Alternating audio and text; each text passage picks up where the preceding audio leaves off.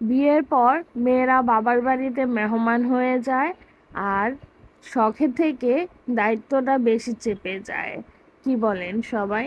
আসসালামু আলাইকুম। আমি খাদিজা আক্তার শাওন বলছি ঢাকা থেকে। আশা করি যে যেখানে আছেন আলহামদুলিল্লাহ সবাই ভালো আছেন এবং সুস্থ আছেন। আলহামদুলিল্লাহ আপনাদের দোয়ায় আমরা সবাই ভালো আছি এবং সুস্থ আছি।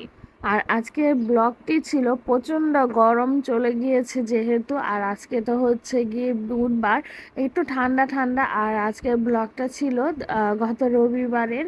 তো ওই দিন আমি আমার বাবার বাড়িতে যাচ্ছি আর হচ্ছে আমার মাকে বাসায় রেখে তারপর আমি যাচ্ছি, কারণ মেয়েদেরকে নিব না। আমি যেহেতু যাব আর আসবো সেই জন্য আর বেশি একটা দেরি করি নাই। ওই দিন মাকে রেখে গিয়েছে আমার বাসায় আর আমি যাচ্ছি মায়ের বাসায়।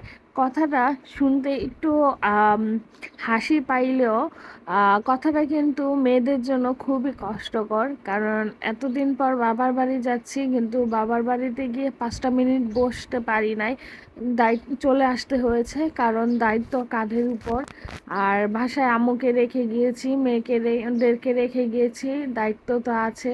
তো শুধু জাস্ট একটা কাজের উদ্দেশ্যে ওইখানে গিয়েছিলাম, কাজটা শেষ করে আমার আব্বুর সাথে দেখা করেছি।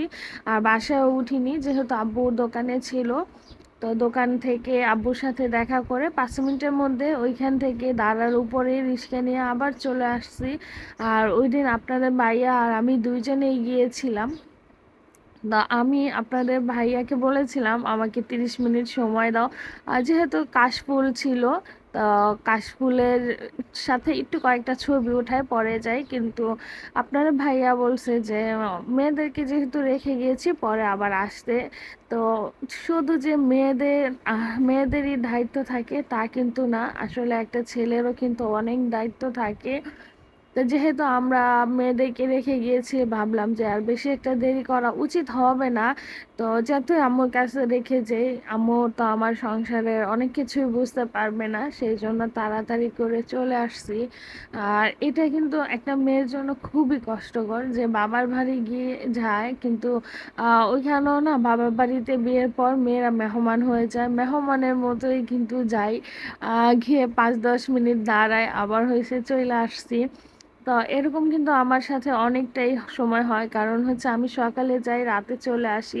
আমার যেহেতু থাকা খুবই কম হয়, তো আমার জন্য কিন্তু খুবই কষ্টকর ব্যাপারটা। তো যাই হোক, এদিকে বাসা আসলাম আর আম্মুকে আর যেতে দেই নাই। আম্মুর যেহেতু বাসায় আছে আর আমার বোনের মেয়ে আসছে, বোনের মেয়ে ও যেহেতু ছোট, আমার জায়রা থেকে একটু বড়, তো ওর সাথে যেহেতু খেলাধুলা করে, তো ভাবলাম ওদের জন্য একটু নাস্তা তৈরি করি। আর আমার আস্তে আস্তে সন্ধ্যা হয়ে গিয়েছে, আর এসে আর নাস্তার সময় আর তৈরি করতে পারি নাই, তো এটা রাতে তৈরি করে দিয়েছে যেন সবাই মিলে খায়। আর কেমন হয়েছে আমার ভিডিওটি, যদি ভালো লাগে লাইক কমেন্ট আর শেয়ার করবেন। আজকের মতো বিদায় নিচ্ছি। এখান থেকে সবাই ভালো থাকবেন। আসসালামু আলাইকুম।